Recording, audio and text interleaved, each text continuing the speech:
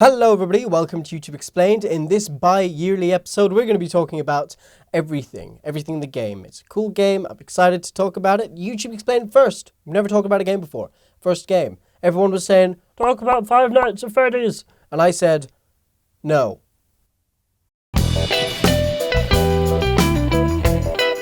This game, I can get behind this game. The lovely people down at Double Fine gave me an advanced code, and I've been playing it.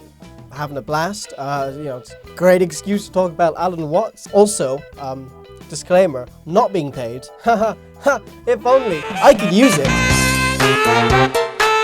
Now, before I jump into it, if any of you are a fan of Alan Watts, if you know about the game kind of vaguely, what it's about, you can be anything. That's the principle of it. So if you're into that, that's kind of your thing, and you think this game might be the perfect thing for you, then you should go play it. Just go play it. Maybe come back to this video afterwards. Just a warning, going in blind is better, in my opinion. The truth is, I'm actually being held hostage by my hair, and I'm terrified, guys. Please help. In this game, you can commit no wrong. There's no path you must take, whether you're a herd of cows, a sodium atom, or an abstract geometrical shape that lies in the void beyond the observable universe. You're exactly where you're meant to be.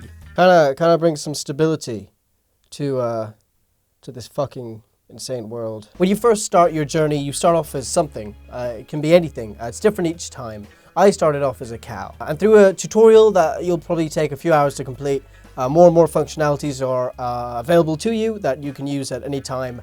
Beyond that point in the game. You begin by being able to sing to other creatures, then you can join up with them, ones that are similar to you, then eventually you can dance and you can change your size. Eventually you can just turn into anything you want at any time, and it becomes a sandbox game. So the fundamental building blocks of this game are founded on the late British philosopher's principles, Alan Watts. Throughout the game you're presented with snippets from his talks, and combined with the beautiful soundtrack. You know, this makes for some just jaw-dropping moments of, oh shit! This is kind of the best way my brain thought to describe that. But there are just moments of beauty in this game that are really, just tries to capture the beauty of life. Each new thing that you become gets added to your list, and you can then turn into that thing whenever you want. I've played about 7 or 8 hours. I've been over 400 things, and I believe I've discovered like 35% of them, something like that. So there's still a lot more things to be. That's the main function of this game, is to discover, and it's great, you know. What else can I be? What else can I be? Playing this game, it's hard not to relate it to your own life and what you're doing and what the universe is and what the fuck is all this? What's happening? Along your adventure, you get thoughts from other things. They talk to you every now and again. Some of them are nonsensical, some of them are quite funny, some of them are angry, sad, some of them are inspirational, and you know, you just roam around this world listening to things. Every now and again you will generate your own thoughts based on all the thoughts that you've heard. Just get lost. You just get lost in this infinite world, just being. It's a weird game. Now that void beyond the observable universe, the one that I talked about earlier, what is that? Well, you go from grass to tree to continent to planet to galaxies. What's beyond that? What's beyond the universe? It's this strange dark void filled with shapes and colors, and it's beautiful. And then what's beyond that? An atom. A fucking atom leads into another universe, and if you keep going, it's infinite. So cool. So this kind of void, this black void filled with shapes and colors, and it's quite psychedelic, beautiful place. What is that? It's the last, missing piece of the puzzle. It's what it is. It's the thing deep down, whatever existence is at the core. That's what it is. It's what we all are. Alan Watts didn't believe in an external, independent universe. He believed that we're all the same thing. There cannot be one without the other. Hence, we're all inherently linked, or we're all the same, essentially, deep down. We're all God, playing a myriad of roles, except we're pretending we're not. And by that he meant not God in a kingly or political sense, as he said. God, not even in the way you could imagine, more just whatever existence is, whatever the deep down core of existence, whatever that is what we all are. It's a concept that shouldn't make sense, but it does. So this place, this void, I interpret anyway as being the fundamental building blocks of reality. You know, you've got all these geometric shapes and patterns and constructs, and when you speed up everything just kind of flies by you in this very psychedelic sort of way, and it's beautiful. And when the soundtrack kicks in and Alan Watts starts talking about the universe, and I'm just, sitting there in front of my laptop having an existential crisis, feeling like, wow, this is beautiful. I'm glad I'm alive. To relate to another one of his principles, fucking hair, that, there's no set direction you must go. Whatever point of view you adopt is the center of the universe. I invite you to go listen to some of Watts' talks. I implore you, even. They're very at least interesting. But I'll try and summarize the best I can. So he describes life as being this spontaneous thing that just happens. And if you try to tell it to happen, if you tell a plant to grow, you stop that process, because life can only be in a spontaneous manner. So the point is, you're not supposed to do anything. There's no one path you must take or one thing you must do. Wherever you are, whatever you're doing is where you're supposed to be and what you're supposed to be doing, because that is just life blooming and manifesting itself in every way possible. And life is essentially playful. There's no end goal, it just is. He also uses this as a counter argument for people who are overly anxious or think a bit too much, which is where I found it, which is it's very nice. It's a very nice metaphor. At the very least, go look it up. I'll leave some ones down below for you anxious millennials.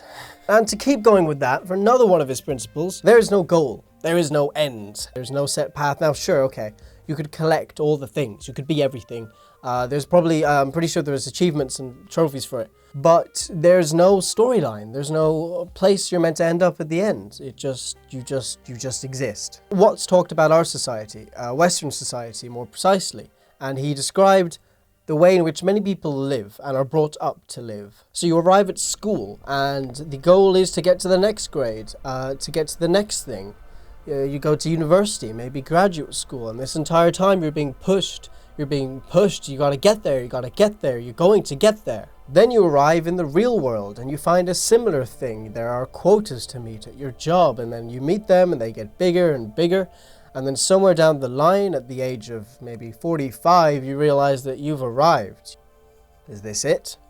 And you feel a little cheated because you've been fooled. You work and work until retirement, because that's where life begins, right? When you are free from work. But by that time you're old, you don't have the energy you once had when you were younger, you're probably impotent. In a musical composition, the goal isn't to arrive at the end of the song. People don't go to concerts to hear the finale. They go to concerts to listen to the music.